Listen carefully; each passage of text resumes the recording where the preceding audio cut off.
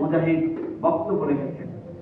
মুজাহিদ কোনো সমন্বয় ছিল না, মুজাহিদ কোনো দায়িত্বে ছিল না, কিন্তু এই মুজাহিদ নেতৃত্বকে কাঁধে তুলে নিয়েছিল।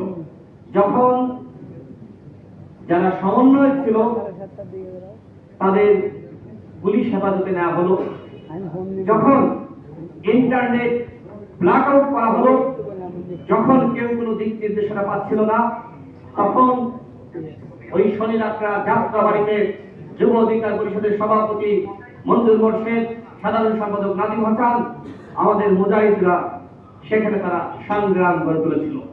কোনো ইন্টারনেট ছিল না, কোনো নির্দেশনা ছিল না। এই আন্দোলন যে হয়েছে, অনেকে বলছে যে শুধুমাত্র ছাত্র আন্দোলন। এটি শুধুমাত্র ছাত্র আন্দোলন নয়, এটি গণ আন্দোলন ছিল।